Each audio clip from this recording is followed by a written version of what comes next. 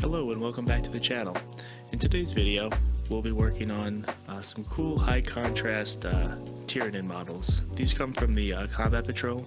I actually got these from the Combat Patrol Magazine, so I got like a Hive Tyrant in here too, like a next measure model, and like a Parasite of Mortex also.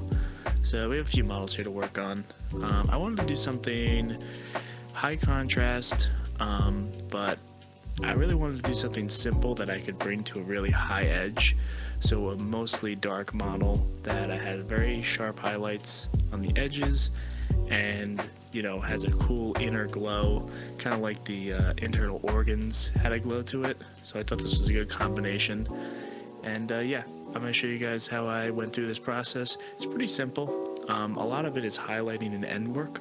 So I think it's a pretty good process to do something like this. You can do a whole army like this, I think. I think the process is pretty simple. But anyway, let's jump into it. We'll see what we're doing. Now, jumping right into the paint. All models are based in a Vallejo Surface Black primer. And what I'm really going to do is just start off with a mix of black and a dark teal. Any dark teal works. I'll have my paint guide up on the screen you can look at, but I start with a dark teal and I just cover all of the flesh. So really anything that's not a carapace. And we're going to start from a very dark teal and we're going to build up, but we're not going to build up before we wash the model down. We're really only going to build up later in the process. So this teal is pretty close to where it's actually going to end, and we're going to focus our work in other directions. After I finish the dark teal flesh color, I will then move on to my carapace, which I'm going to use a mix of dark purple, so it's basically like a dark plum mixed with black, and I'm going to cover all the carapaces in this color. I'm using my airbrush just for speed at this point, but what I'm doing is I'm stopping right up at the edge. It's hard to see, but I just don't want to get any overspray onto the skin that I just painted. So what I'm doing is I'm stopping right short of the edge, and I'm coming back in later, as you'll see here, with a brush, and I'm just finishing covering all the carapaces with this dark purple paint. This is very simple first two steps, but honestly what I'm going to do after this is just do a quick wash of black watered down oil, and then we're going to be left with a very dark model. I mean, honestly, looking at the image right here on the camera, it's hard to tell even what I'm doing here, which is kind of what I'm going for. I really want this very dark skin and carapace to come up to a very light highlight and very sharply, just to give me myself my contrast I'm looking for.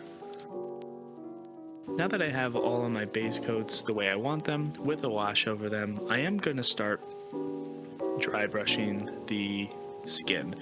I lost the video footage, but basically what I did right before this step, I covered all of the parts of the inside, the innards, tentacles, tongues, anything that's going to be exposed, and like the weird kind of etchings in their skin. I covered those all in white. I used a mix of white paint and white oil in spots.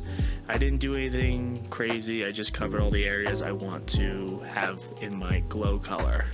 What I'm doing here is I'm just quickly stippling some teal mixed in with some dark blue. This will be a step up, but again, it's not a very sharp rise. I'm really just getting some accents of where the muscle definition is. I'm not doing a huge highlight for the skin. The carapace, the glow on the innards and other parts of the model is where I want my highlight and my light sources to be, and with the eyes to be drawn. Skin is really a backup here.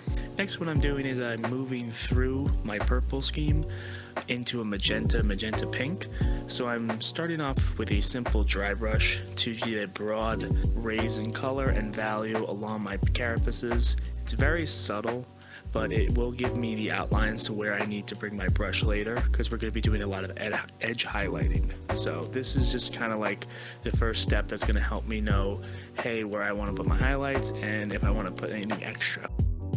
Now that I have these two kind of dry brush steps down, I'm going to move over to starting to base coat all of the stuff I did in white.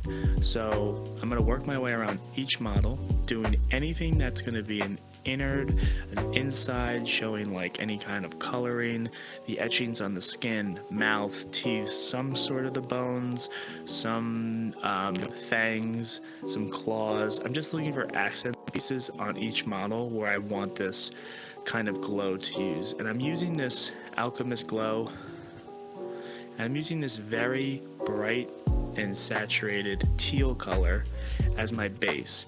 It's very sharp, it pops off the model just right out of the bottle. It's a fantastic paint, and it looks really good on these models so far.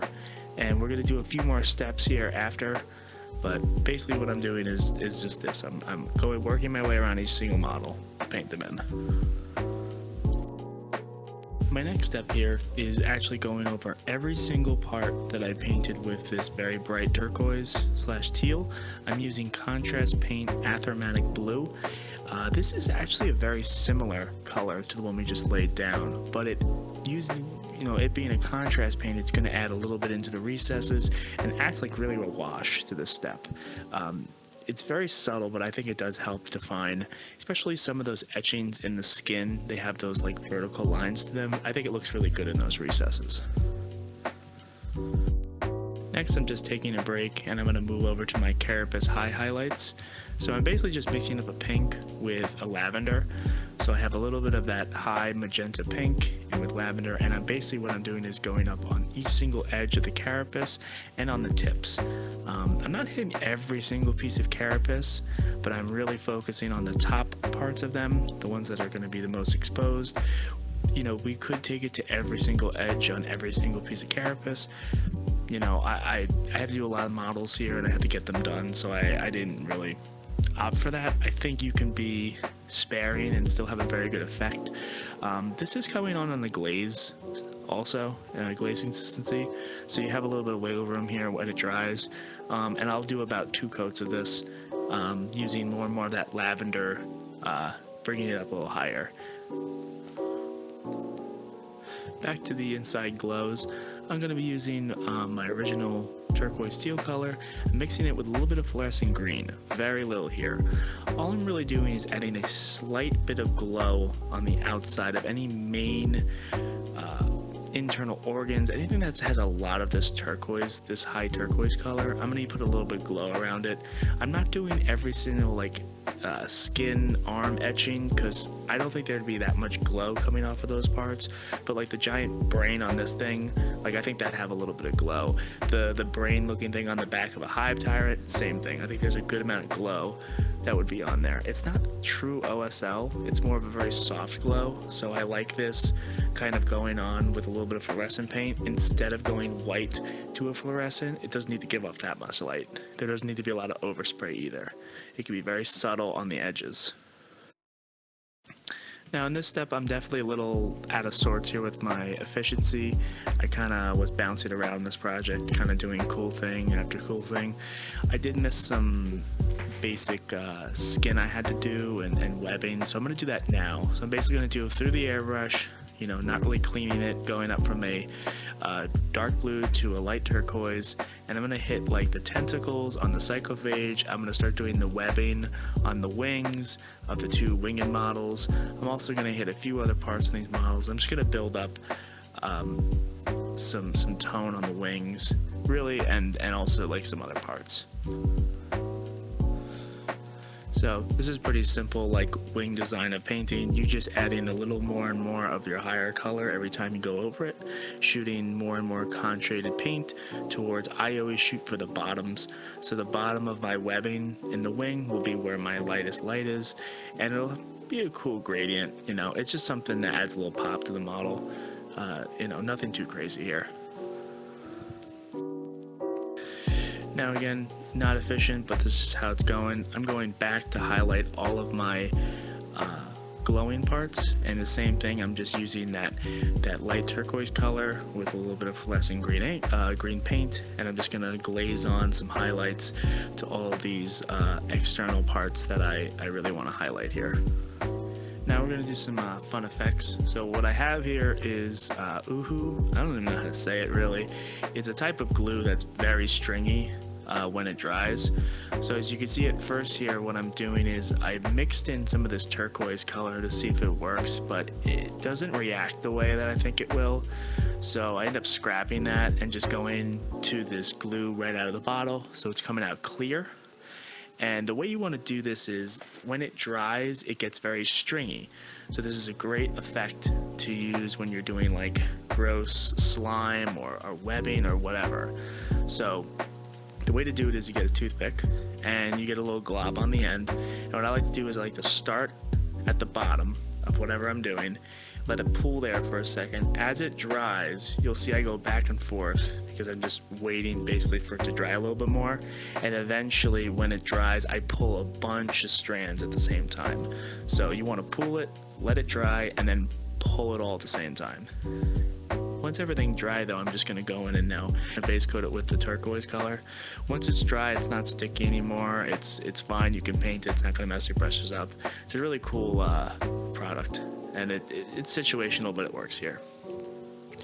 Really quickly, I'm just going to paint up a base that I made for my Hive Tyrant. I think I haven't done yellow in a while, so I want to do some iron hands. So this is just my really simple way of doing it. I'm just going to base coat with a dry brush everything with a dark rose.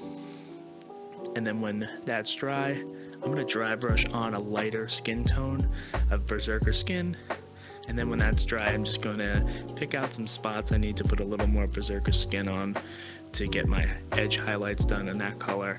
It does seem kind of weird for yellow, but you'll see it all comes together. We're going to use contrast, Iron Hands yellow, cover the entire model in this, and it really makes a very bright yellow effect with some nice depth too. It's a really cool trick to get good yellow really quickly without having to go through a ton of layers of regular yellow paint. And then I'm going to wash this all down with a dark brown wash.